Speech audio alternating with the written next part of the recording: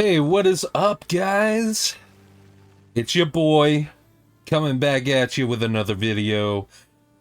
This time doing a Path of Exile 2 video. Today, I wanted to cover a build, and probably the first time I've ever built a character completely on my own.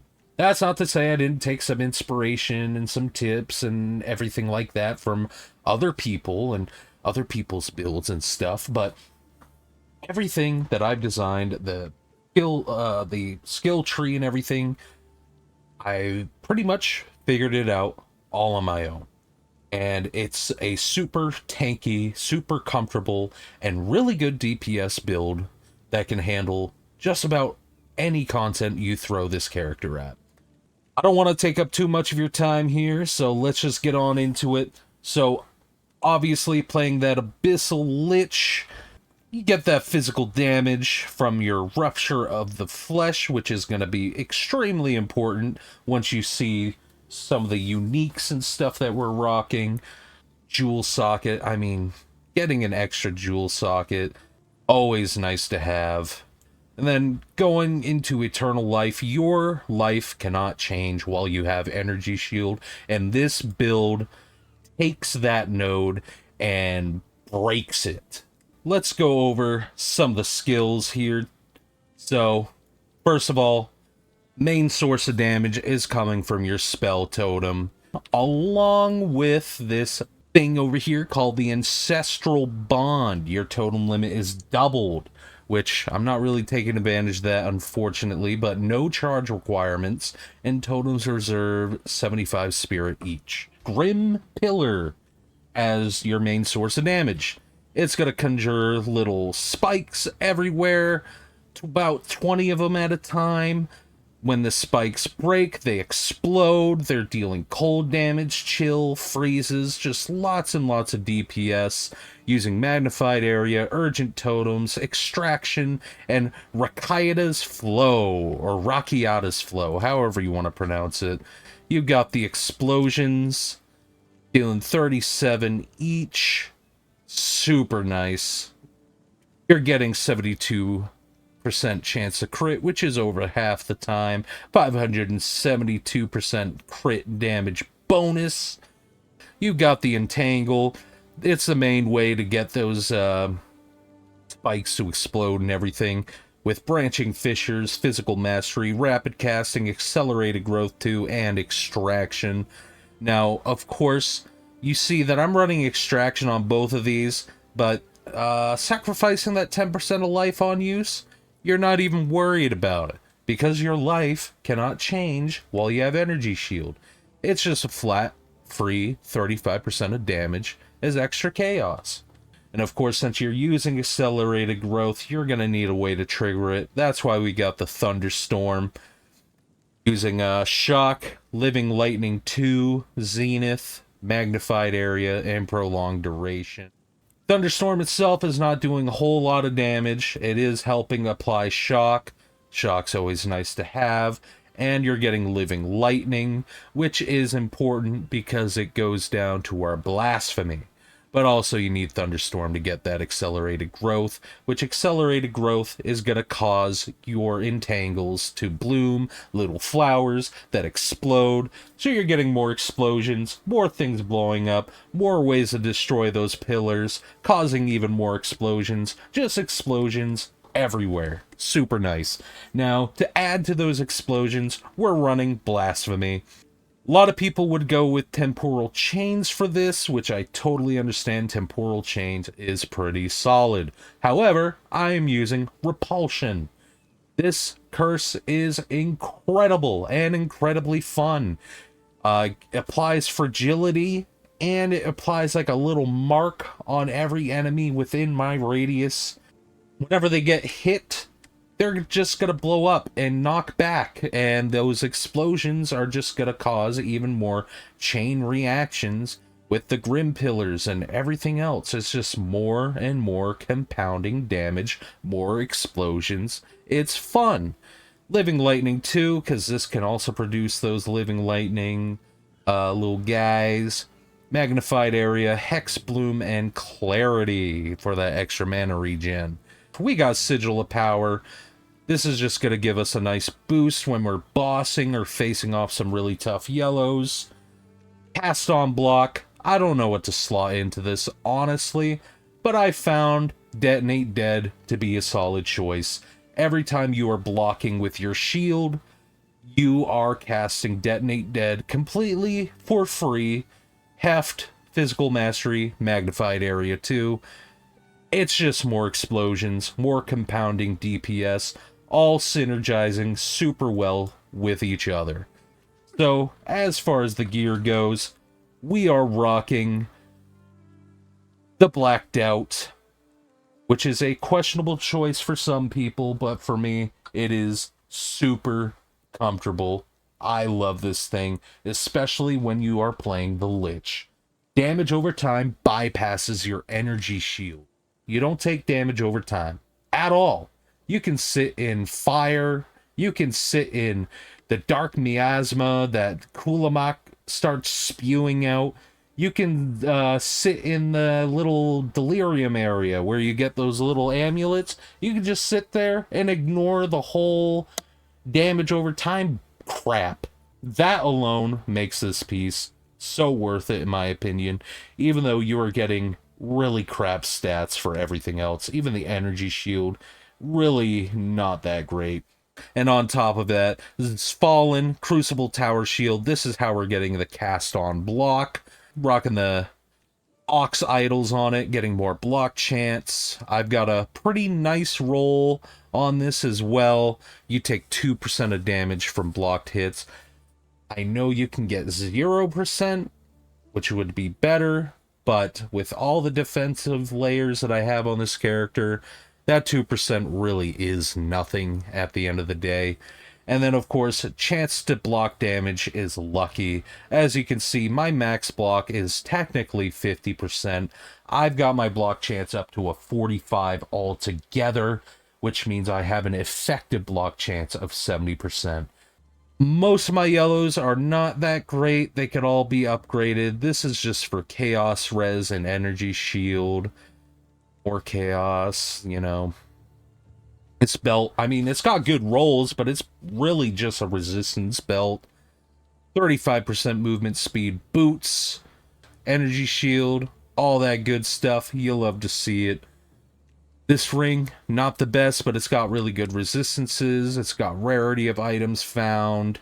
This ring's actually a lot better. It's got cold damage. It's got rarity. It's got resistances. Cast speed. This amulet also pretty good. 49 spirit, plus 4 levels of all spell skills, and barbaric strength allocated for more of that crit damage. My wand is beautiful. I don't think I'll ever be able to afford a better wand than this. It's not the absolute best one that you can get in slot, but this is pretty damn close. You've got altogether, what, +7 to all spell skills. You're getting crit. You're getting extra damage. Cast speed, 32% cast speed. I mean, this wand is super solid. I can't complain. Then we got the Vestige of Darkness. You could swap this for an Series Disdain if you want to get more damage bypassing your energy shield. You could also run a better yellow helmet. Honestly, I'm having a lot of fun with Vestige of Darkness. Physical damage hits contributes to chill and freeze buildup. That means your entangles are dealing freeze and chill. Then the Bodak haunts your presence. Is super duper nice. You're not doing a whole lot of damage with the Bodak, I don't think. Maybe you are. I can't really tell. But he is slamming down on your enemies, creating all these big areas of impacts, which are also triggering your Grim Pillars, your Repulsion triggers, all that fancy stuff. It is super, super nice. And it just feels really powerful and just adds to all the fun little on-screen effects that you're about to see. As far as the augments, you know, Perfect Iron, Chaos, Movement, the block chance is super good. Cost efficiency, Chaos Res. Stow Idol, super important to have on this build. 5% of damage taken bypasses energy shield. 30% increased energy shield recharge rate is super solid. More chaos res. Now, if you have enough chaos res from other things, I would definitely swap this out for the 50% less effective curses. You're running the Legacy of the Unleashed. I got super lucky, picked this up for about 150 divs at the time when this thing was running for almost 200 divs for an Alder's Legacy. Picked this up for 150, 25% damage taken from hits bypasses. Energy shield, if your energy shield is below half. Altogether, I have, not including this, I have 20% of damage bypassing my energy shield, so that's just me ignoring 20% of damage. With the Alder's Legacy, Legacy of the Unleashed, when my shield gets below half, I'm ignoring 45% of damage. Alright, now covering the passive tree. Nothing too crazy here, pretty standard late game fare. It's going for energy shield and crit for the most part. Crit chance, got some mana regeneration and efficiency. Fast speed, spell damage, crits. Energy shield, crits, crits. Jewel sockets, lots of jewel sockets. You do want to get a lot of jewel sockets. Or crits. It's, as you can see, pretty much all crits. Crits, jewel sockets, energy shield. You got Wild Surge Incantation, Ancestral Bond, and then of course I go up here a little bit and get some of that block chance so I can get my block chance up to a nice cool 70% chance to block. And since I am level 95 right now, the last few levels I will be speccing towards this last jewel socket here. Now, for the jewel sockets, primarily, you're going to be wanting to go for mostly these jewels here. And slot the best one of these into your Lich slot. You want that crit hit chance, spell damage, crit damage bonus, crit hit chance for spells, and then get that increased in effect of suffixes. And then this one, you can see I did go off course a little bit. I wanted that recover 2% of maximum mana on kill. Get one of your jewels to have at least that, and it's going to make your mana regen feel so much more comfortable when you're just running through maps. Now, this is a very late end game tree. This is not what I would recommend if you're first starting out your character. Don't build like this. Even when you're end game, I'd be like a little iffy starting to do this sort of branching. But I might make a build guide thing depending on how well this video does. We'll see. And then of course, for my second set, going for increased area of effect, faster cast speed. Spell skills have increased area effect. Yeah, that's basically for your Sigil of Power. That is exclusively for Sigil of Power. There is that. That is the passive tree for my Abyssal Lich. Alright, so now I'm gonna give you guys a bit of a preview of the damage potential and survivability of my character here, the Abyssal Lich, Topkek Lich. Not running anything super duper juicy here. I've got a tier 16 corrupted map. Got breach tablets. They all spawn additional rare monsters. You're running the Ray class besieged breach tablet.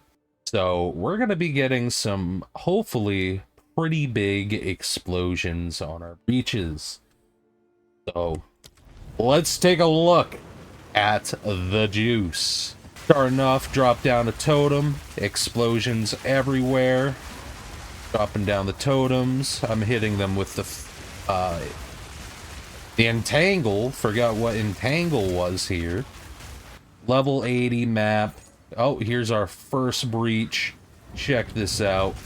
Whenever I need a little more extra damage, I can pop down some lightning. I can pop down my Sigil of Power. But this is just super comfortable, super explodey. I've got another breach lined up right over there. That is super duper nice. We are cooking! You'll love to see it. Explosions everywhere. Not even gonna worry about that guy. I'm gonna pop down Sigil. And... yep! Prepare for the onslaught. And, oh, we got the boss right off the rip. I'm taking absolutely no damage whatsoever. I'm cooking.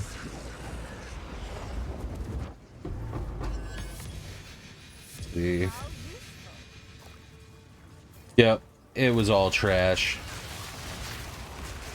So, I will say, no, like I said, this is not a meta build. It is not the fastest. It's not the best DPS in the world. You're not, like, deleting screens.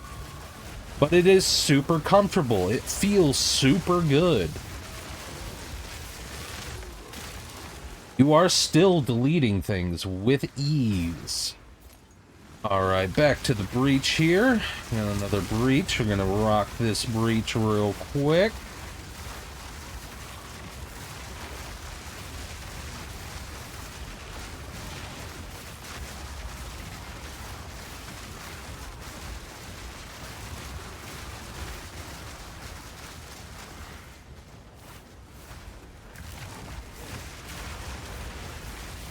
Look at all those rare monsters.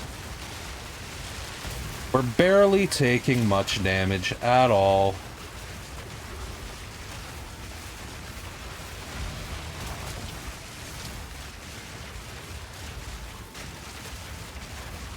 I guess we're not dealing much damage. What is going on here?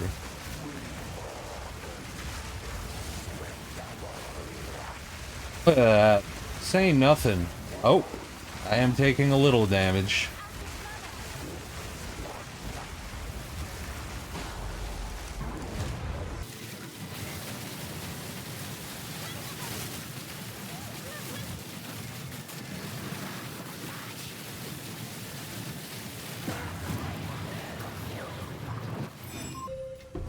We like that. A little diviner.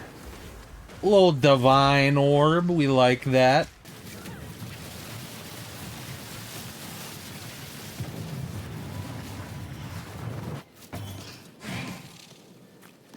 Yeah, definitely not the best breach that I've done.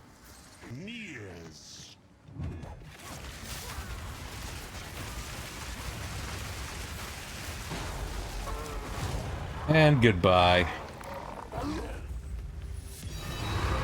And a divine orb on the way out. That does feel kind of nice, at least. So, ladies and gentlemen, that has been the Abyssal Lich, Top Kek Lich, the top kekiest of the Lich builds here. One last thing I wanted to mention is just a weird little thing with Eternal Life that I find really, really annoying when leveling up. It's just the fact that whenever you level up, you gain life. Except your minimum life does not your minimum life, but your current life doesn't go up to meet your max life, your new max life whenever you level up. And the problem is with your Hexer's Robe Blacked Out. While not on full life, sacrifice 10% of mana to recover that much life. Obviously, you don't recover life when your life cannot move. So you are constantly losing mana. You're taking a big punch to your mana regen. So it creates this really weird, uncomfortable thing where every time you level up, or you switch gear that adds life, or you change one of your things to a strength node, you're going to have this weird little hiccup where you're missing just a small little piece of life, 1 HP. If you're 1 HP off your max, you are losing 10% of your mana every second to quote-unquote recover that life. So what I found is every time I level up, I portal back home, I unspec Eternal Life real quick, let my health regenerate back up or hit the well, and then I'll respec Eternal Life. Thank you guys for watching. Hope you enjoyed this. This has been a really fun build. I'm really proud of this design. Like I said, not the best on DPS department, but I am happy. It does exactly what I needed to do. You guys take it easy. Take care. My body is a machine that turns Bowel Orb into Bricked Item.